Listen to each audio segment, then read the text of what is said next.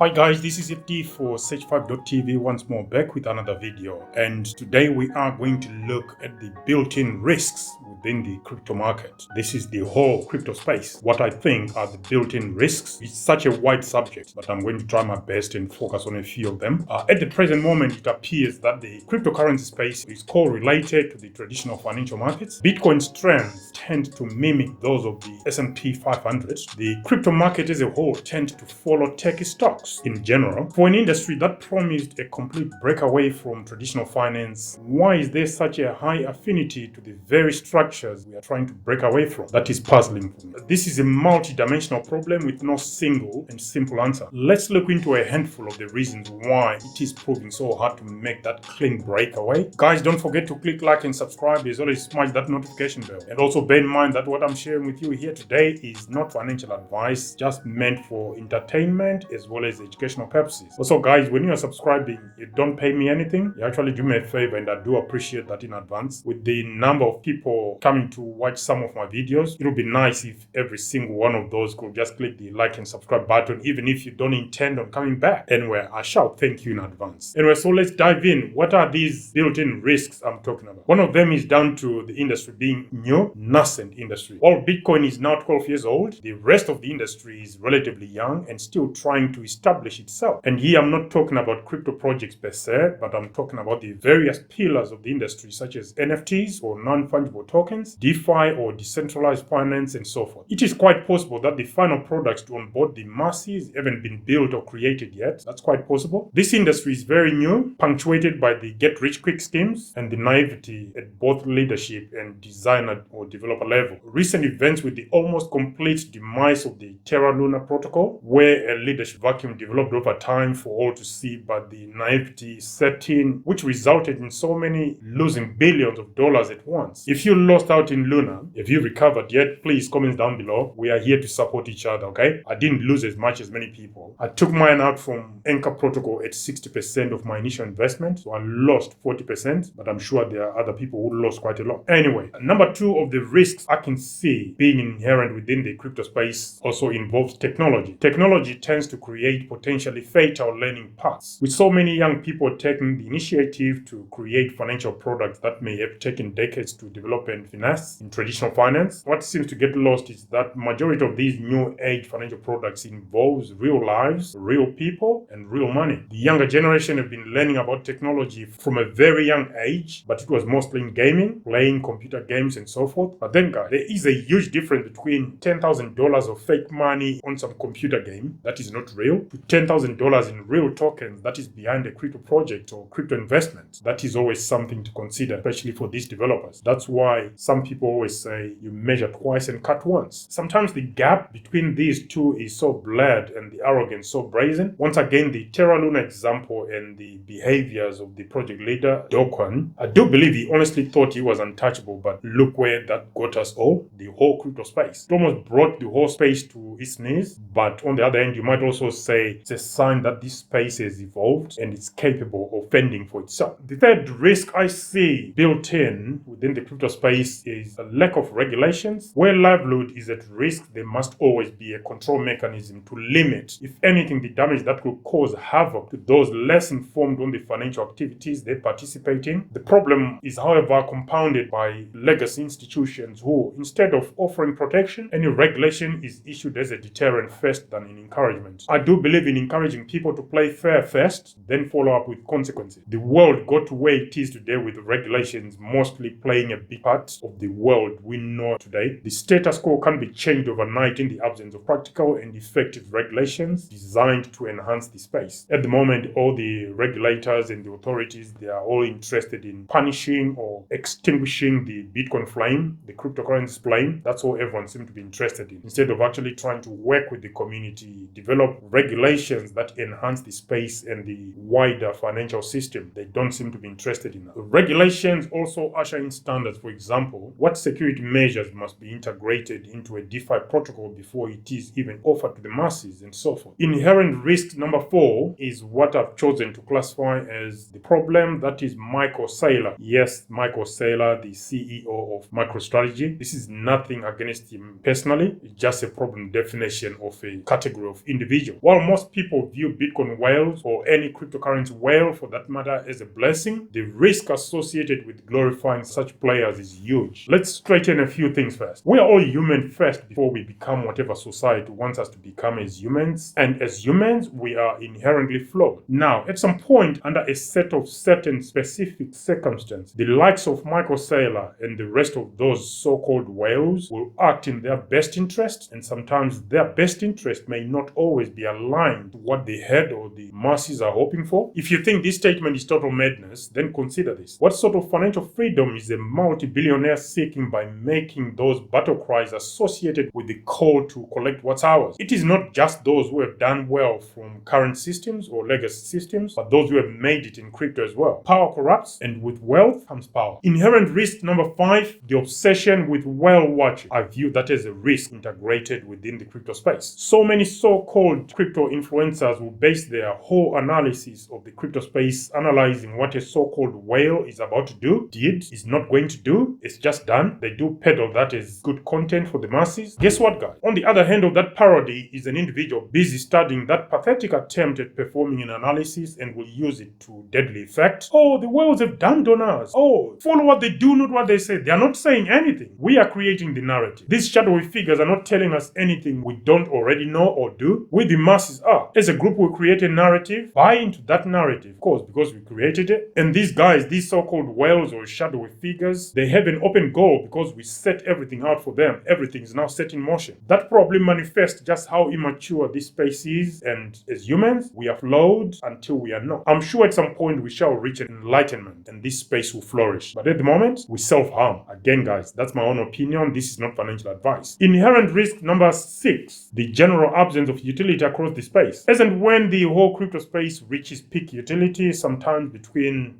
these are my own figures, by the way. Something between 55 to 75% of projects growing simply because their networks are being utilized. The so-called decoupling shall always remain a pipe dream. Currently, Bitcoin, which leads this space, heavily relies on more people purchasing it for its value to increase. There is very little utility here. As and when speculative action cease to exist, I know that's a tough one. We will surely arrive at that decoupling event or moment, and this space shall explode to even shock the most ardent supporters or permabulls as they are known in this space. Inherent risk number 7. I do believe NFTs, they are half-baked. In my view, I think as far as NFTs are concerned, it's all or nothing. What do I mean by that? The tokenization of the real world we live in need to happen for certain risks to go away, and it needs to be wholesale tokenization. So everything that can be tokenized is tokenized as an NFT. If that is not happening, then we might as well forget about NFTs not changing the world. I think NFTs will have to tokenize everything that can be tokenized. Once that's done, we are not then facing the issue of incompatibility where the tokenized assets or things are not compatible with the non-tokenized things. So here we are also pointing indirectly at interoperability between tokenized and non-tokenized products, things, and so forth. Interoperability will need to occur en masse for non-fungible tokens to reach their full potential. And I've got 100% faith in NFTs, and I think they will change the world. Right now, their full use cases I don't think is been established as yet. Again, guys, what do you think? That's my lot. What are your thoughts, and what are you supposed to do with such information? Is that featured in this video? Comments down below. Anyway, guys, thank you very much again for joining us, and don't forget to click like and subscribe. Until next time, guys, bye for now.